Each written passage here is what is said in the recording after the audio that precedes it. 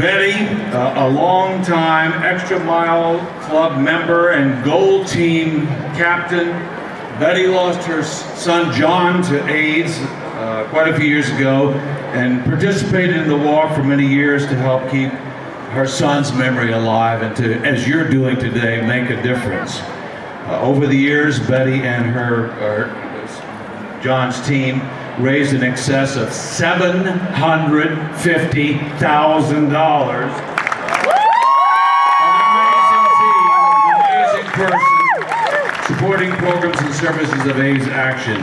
As some of you may know, and I just found out today, so I'm really sad to realize that Betty passed away a few weeks ago. But she is no doubt with us in spirit, and so it's great to be celebrating her legacy as well today. Here with me to present the Betty Bynes Award are members of Betty's family who would like to share a little bit about Betty before we present the 2017 recipient, John Cordero.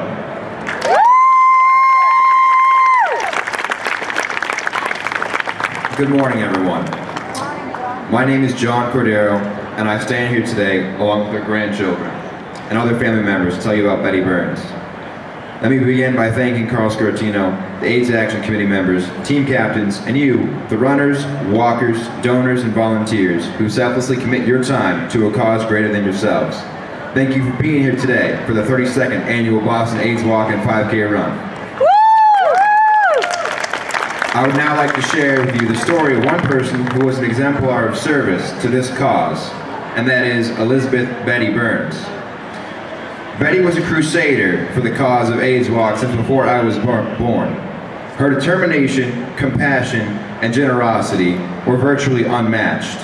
But more importantly, her conviction was unbreakable. Betty's relentless commitment to this cause came from our unfortunate, but all too familiar source for many of us, and for all of you, loss. Years ago, Betty lost her son John Norris to complications resulting from HIV. And John died in the early days of the virus, when it was easier to shun those affected than to offer a hand. When cowardice and fear seemed stronger than courage and love. But Betty showed then, as she always did, that courage and love are always stronger than their opposites, and that an open hand always means more than a closed fist. Betty was the epitome of those who enabled the AIDS Action Committee to work for treatments for HIV and AIDS, to provide housing and legal services to those affected, and even to research for a cure. Yet Betty's most important work goes beyond the services she enabled. Betty inspired others as an organizer, volunteer, and community leader. Betty exhibited incredible openness and awe-inspiring trust in the goodness of others. Her greatest victory was showing the rest of the world how truly good people can be. And for that, she was the best of us. She inspired me since I was a baby to be part of John's team in every walk. First pushed in a stroller, then carried, and now I walk myself. Betty brought our entire family together into this cause of the AIDSWalk, and we are so lucky to have had her for that. She taught all of us one thing out of all of them that was the most important, which was the meaning of service, of being part of something that is bigger than ourselves. Betty walked for all of us and for all of you here today. Above all else, she walked for John Norris, who I am named after, and she walked to honor his legacy. She endured the pain of his loss, and she imagined a world where no one else would ever have to go through what she did. And I walk to honor her legacy, and I encourage all of you to walk today to create our own legacy in a world where our future generations will look to us and say, what were HIV and AIDS? And we will say, they were diseases that we stood up and conquered, that we found a cure for. Thank you. Thank you, John. Here's the award, beautiful with a red ribbon on it. Betty Bynes Award recognizes an individual or a team who has, like Betty did for so many years, gone above and beyond to promote education, to promote awareness among our young people while raising critical support for AIDS Action. And this morning we're delighted to present the 2017 Betty Bynes Award to the Healthy Youth Coalition under the leadership of Planned Parenthood League of Massachusetts.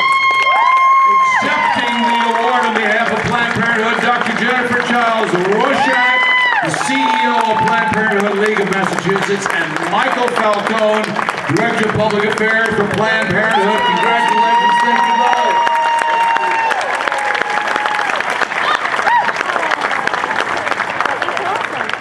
Thank you. And thank you to the AIDS Action Committee and the family of Betty Bynes. You're inspirational. Thank you. I am honored to accept this award on behalf of the Healthy Youth Coalition as we fight for the health and well-being of every young person in Massachusetts. At Planned Parenthood, we know firsthand the incredible roles that compassionate care, accessible prevention services, and inclusive education play in our shared goal of getting to zero. And that's why the Planned Parenthood Advocacy Fund works tirelessly to protect access to health care and education, and is committed to dismantling every barrier that stands between people and the resources that they need. We are so proud to partner with so many people and share this honor with our fellow advocates in the coalition, including AIDS Action, the ACLU, the Commission on the Status of Women, the Commission on LGBTQ Youth, the League of Women Voters, the Massachusetts Alliance on Teen Pregnancy, Mass Equality, NARAL, and many more.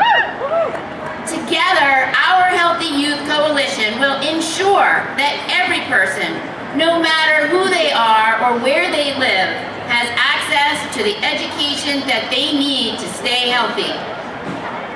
We know this work is not over, and that's why I'd like to turn it over to our Public Affairs Director, Michael Falcone, for a couple of minutes.